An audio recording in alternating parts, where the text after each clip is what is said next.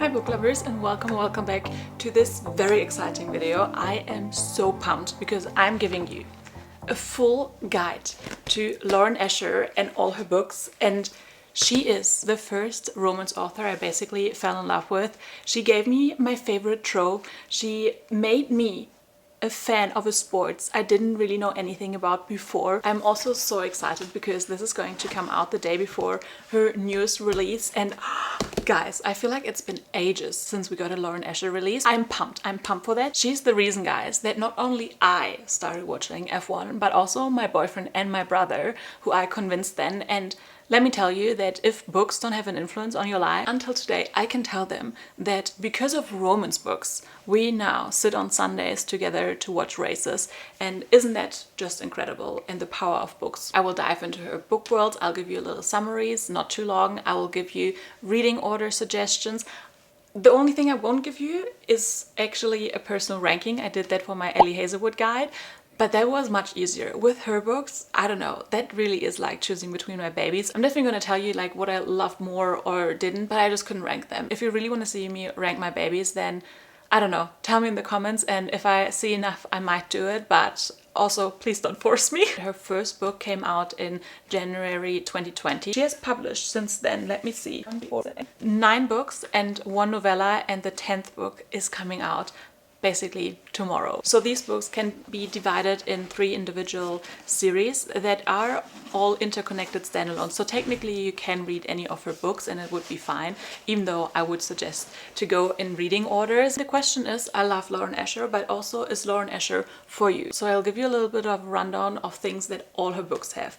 All her books are dual POV. All her books do have spice. But mind you, it's emotional spice. Don't shy away. If you absolutely hate spice, then maybe this is not for you. Her books also show a lot of diversity, and that's one of the things that I love most about her books. Lauren Escher is known for her billionaire romances, so that's definitely a trope you find throughout all her books. Even though this one trope is similar in all her books, they are all so different because she has very different settings. And what I also love about Lauren Escher is that she can give us completely different romances when it comes to atmosphere and vibes. So some of them are super upbeat and fun, and then there are others that are just heartbreaking. It's not the same formula for all her books. Most of her books have some kind of mental health rep or therapy rep, which I also highly appreciated. Starting from her first book, you like authors like Elsie Silver, a little bit like Hannah Grace, Anna Huang, maybe like the Twisted series, and maybe Love Hypothesis. I would say like these kind of books, if that's generally your vibe, then I think you would also vibe with Lauren Escher. So starting off with the Dirty Air series, there are 4 books in here. I only have 3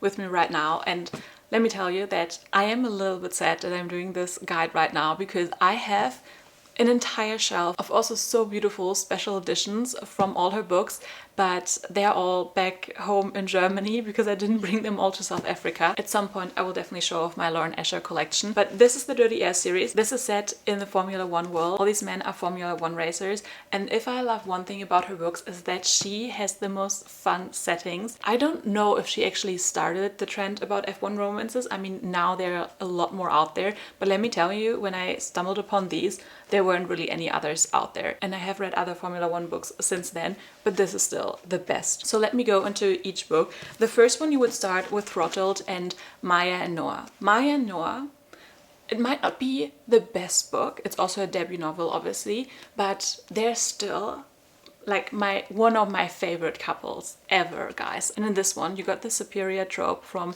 brother's best friend that is actually brother's rival. So in this one, Maya joins her brother Santi on the road for a year, and she wants to like do a little bit of filming. So you do kind of have a vlogger in here. And Santi just changed teams and is now a Bandini, who is basically the best team. The only thing is that Santi and his new teammate Noah can't stand each other because of some things that happened in the past when they were racing. Therefore, Noah and Maya don't really get along at the beginning, but they have so much tension. They do start something up, and it's a bit more of forbidden romance. Maya is Spanish, so you have a Spanish FMC, and I love their whole like secret love. And what I loved about this book, but I actually think that is a bit more unique to me and others didn't love it as much, is that he truly fucked up in this book, but then he got help. And the best thing is how you get help is not that she actually changed him, but he wanted to change. because of her, but also because of himself. And that is how you should do it. I would highly say to not skip this one because they are all interconnected, but it's so nice to see this couple also throughout the books. I'm just gonna be such a Noah stan forever. Then after Throttled, you would go into Collide. That's the only one that I don't have with me right now. And Collide and Throttled actually have the same timeline, so you do see glimpses in here of what's going to happen in there, but obviously from different perspectives and just a different storyline. This might not be everyone's favorite, but again, don't skip out on this. This is so much fun, and you do have like friends to lovers and friends with benefits situation. The male guy is actually German, which obviously I'm a little bit biased, but this was so fun to read about. You do have like a bucket list thing, but more like a bucket list, so a lot of naughty things she wants to do, and Liam, our male character, comes across and sees it and wants to help her out with him because he's just that kind of guy. Sophie's also the daughter of the rivals team principal, and therefore there's also a forbidden aspect in their relationship, and this one was sometimes almost a little bit like too sweet for me personally, but still so much fun. And I can also say that Lauren Asher does some of the best epilogues ever, and especially in the second one I love the epilogue. And what I also love in these books is that you see great found family and the friendships building. So for my found family friends out there, this romance series definitely delivers on that end as well. And then after Throttled and Collide, you go into Wrecked, and this is the right title because from here on out, so the last two books in the series, the vibe completely changes from, you know, a lot more upbeat and happy. You go into here and it starts already with a prologue, and you just know the tone is different in here, and this wrecked my heart. It definitely breaks your heart, but it also puts it back together at the end, so don't worry. So in Wrecked, we follow Jax and Elena. In this one, you have a lot of forced proximity. I love the whole hate to love situation in here, and she is, I think, Mexican and he is British. Jax is kind of the bad boy of Formula One, and his team sees that he is spiraling. He uses pills, alcohol, all that kind of shit. So they assign Elena, who is a PR agent, on his case and say, okay, not only clean up his image, but basically I would say also babysit him and see that he's not getting into more trouble. And they don't really like each other at the beginning because obviously Jax is not really thrilled about it, and Elena doesn't really want to babysit this man-child. But there is so many layers underneath also why he behaves that way, and obviously also Elena comes with her own baggage, and it is beautiful how they help each other. And this book is just everything. I love it so much, and I don't know if this might be my favorite because after this you go into Redeemed, and I think Redeemed is sort of collaboratively everyone's favorite. There's so much emotional depth in here. This one follows Santi, which is the brother of Maya, and this one is for all the grumpy sunshine lovers. Santi actually wasn't always a grump, but there was something happening in the past where now he's not racing at the moment, and he has a lot of stuff to overcome, and he closed himself off from the world entirely. And Chloe is actually from America, and she's looking for her parents. There's like these ancestors kits, like the DNA stuff that you can take, and that leads her to Italy, I think Lake Como, where Santi resides. And literally while trying to find her dad, she stumbles upon Santi, and for their own reasons they have to fake date now. And also Dislike to Lovers, it has disability rap, it has an Italian setting, so if you still want to read something for summer, this book is so good. I mean, honestly, all these books are incredible when it comes to the setting. Because of the F1 setting, you travel a lot around the world, and each book kind of focuses on different cities. This one was heartbreaking in a healing way. They are willing to work on themselves, and it's also not the other person, you know, like being the magic pill. Like there's actually work they have to put in. I absolutely love this entire series. Honestly, it is just one of the best. I mean, before this series I didn't really know a lot about F1, and now I'm a huge fan because of this. So this will always have such a special place in my heart, and I will defend the series forever. And again, circling back to these epilogues, guys, I never ever care for the next generation. However, this, I am here, Lauren Asher, waiting for it. She does have an unofficial title for it, so this is the Dirty Air series, and the kids would be the Dirty Air, like, it sounds the same, but with an H, Dirty Air series. And these epilogues, set that series up perfectly. Like, this series has my favorite epilogues ever. I don't think anyone else has done better epilogues than this. Moving on to the Dreamland Billionaire series, and that was actually my introduction to Lauren Asher. And I think these are also the books that kind of put her on the radar of romance readers. This one is basically Disneyland.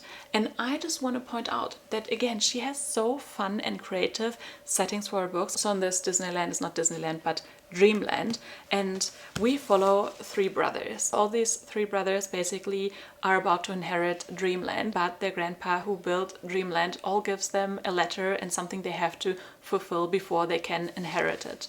So they all have their own quest basically. And you start with the first brother, who's not the oldest, that's the second book, but that is Rowan and Zara's story. Redeemed is already Grumpy Sunshine perfection, but she really done such a great job with Sunshine Grumpy in here.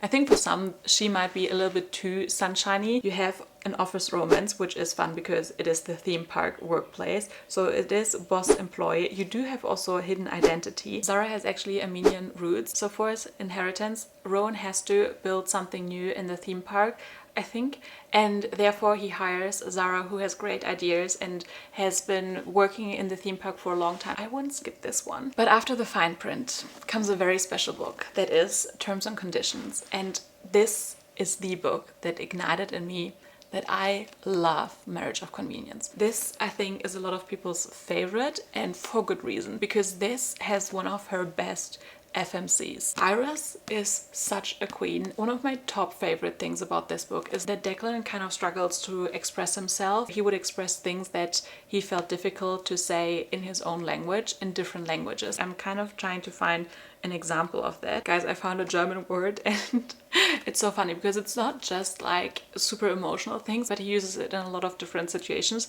And this one is Backpfeifengesicht, noun, German, a face badly in need of a fist. I just love like these little details that make these romances very unique. As I said, this is Marriage of Convenience. You also have a grumpy hero, but she is not necessarily a sunshine. She's just such a boss babe, and she's actually his assistant, so you also do have boss employee. You have a lot of forced proximity because they also have to live together, and a lot of graveling. And the reason why he has to marry is also the inheritance clause that he has. And this is just so good. This is also the other book after Throttled that I want to reread the most. I mean, at some point I would love to reread all of them. After Terms and Conditions, you go into Final Offer. Like the Dirty Air series, these two I would say are a bit more upbeat and happy, but when it comes to this one, such an emotional turmoil. This was so good. Cal, if you see him in the other books, he's always like the fun one, whereas the other ones are quite serious and a lot more grumpy, and he was sort of always the sunshine or golden retriever one. But when you come to his book and you look underneath his, you know, funny humorous mask, then you discover so much depth and so much pain and hurt. And I think this was not really what a lot of people expected from him, but I loved his book so much. This is Second Chance. This introduces us to this small town, Lake Wisteria. This is also childhood friends to strangers to lovers. It is a single parent. It has the golden retriever hero, forced proximity, and the best thing this has, this is me trying vibes in the best way. This really made me question if, you know, it is worth fighting for the romance, if it might be better to let something go. Because of Elena, our female main character, being a single parent, and it is different to date when you're single or when you're responsible for another human being. And I love the whole struggle, and I love that Cal's journey wasn't linear, especially when you deal with addiction.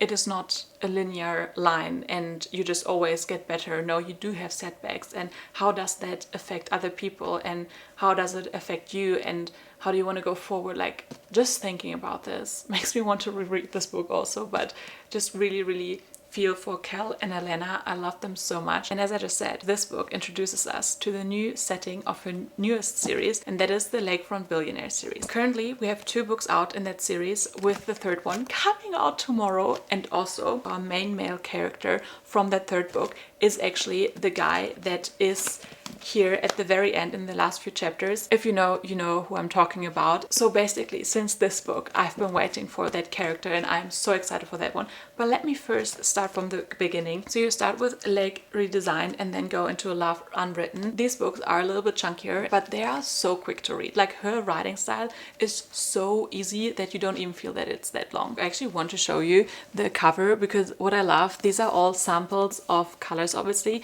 but the color names all correspond to her other books, and I think that is so much fun. This one follows Julian and Dahlia, and they've both known each other from when they were kids, but they were actually childhood rivals. They both have meddling families. Their families are very, very close.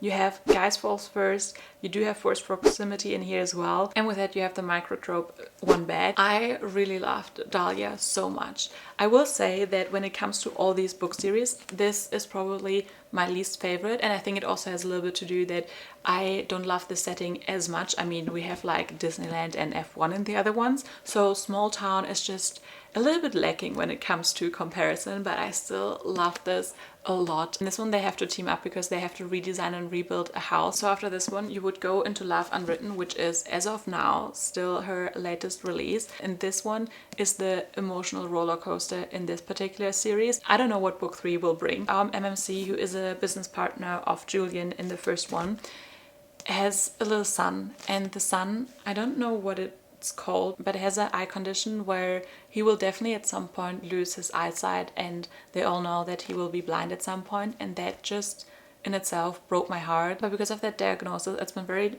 difficult for Raphael to process it, and also the relationship with his son, who is maybe 6 or 7, and he is in fact jealous that his nanny Ellie has a much better relationship with his son. This is a very grumpy hero, and I'm not really one who loves the single dad nanny trope, but this was made really, really good. I also love that they went on a trip here, so you have a lot of forced proximity and, you know, the vacation setting and all. And Ellie is actually a singer-songwriter who also comes with her own baggage, but I actually lied because this is not her latest release. Her latest release is the novella, and I will talk about that in a second. But let me talk about Love Arranged, and one of my most anticipated releases of this year. So Love Arranged comes out August 19th, right before my birthday. Yes, and it has also obviously small town. It is a millionaire romance, but it also says it's complicated, so who knows. It is anonymous dating app gone wrong. I love that. We have fake relationship, and if Lauren Asher can write one thing, it is that trope. We also have her family loves everyone but him. We also see glimpses of exactly that in her other books, which I love.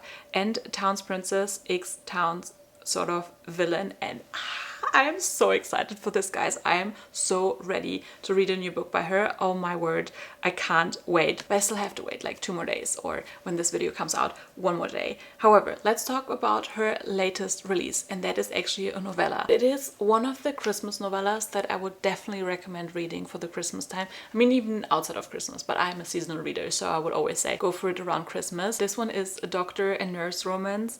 It is best man and maid of honor. It is also ex-best friends. We do have a cinnamon roll hero, and it is also set in the same small town, so you can completely read it on its own, but it's obviously also nice if you read it knowing the other characters. You do have a lot of like Christmassy activities, but it is not like too cringy or too sweet. It is just great and scratches that Christmas itch. It's also not a full book, so now maybe coming to like reading orders, this might be a good entrance. And I mean, generally, if you liked any of these books that I just mentioned, go into any of these. I would always say that it's definitely better to go in reading order, but if you're not interested in specific books, then that's also okay. And if you would ask me where to start, I would probably say The Fine Print. This was also where I started. I say this one instead of Throttled, which is basically her debut novel, because I feel like that this is a book that a lot of people didn't love by her. Even though I have such a strong love for this, you might too, but just to be safe, I would probably say start with the Dreamland Billionaire series. After the Dreamland Billionaire series, please go and read Throttled and the entire Dirty Air series, and then yes, go into Like Wisteria. I would not necessarily say start with this, but if you, for example, want small town romance, but at the same time are looking for billionaire romance, this is the perfect crossover. And if I still haven't convinced you to read any of her books, let me give you one more reason, because she writes the best dedications ever, and I want to read out some of my favorites. Love Redesigned. To those whose love language is words of affirmation, your praise kink is safe with me and Julian Lopez. Terms and Conditions. To anyone fighting an invisible battle, I see you. Redeemed, to those who dare to dream, even in their darkest days. Love Unwritten, to those who see themselves as broken. I hope you find someone who admires your scars for what they are, a sign of your struggle and a testament to your strength. Like, come on, these are just the absolute best. Definitely give Lauren Asher a shot. And if you were here the whole time for the vibes and you're also a Lauren Asher fan, then let's celebrate her release day tomorrow together. If you like Larry Reed's, like, go and watch her vlogs, because she's actually friends with Lauren Asher, which I will be forever jealous of. But I also love the duo, so I don't really mind. I actually already dedicated a reading vlog for her because she said she really liked the Alien Romances by Ruby Dixon, the Barbarian Ice Planet, I think. So I actually read those because of her and I made a whole video out of it, and I told her that, and she actually gave me another recommendation, and at some point I will also have to read that. And I hope that I inspired you to pick some of hers up. If you've read any of her books, I mean, please let me know what is your favorite. As I said, I haven't done a ranking, but if you convince me in the comments, I might. Anyway, I hope you enjoyed this. Please give this video a like and also subscribe for more bookish content in the future, and I'll see you guys in my next video. Bye!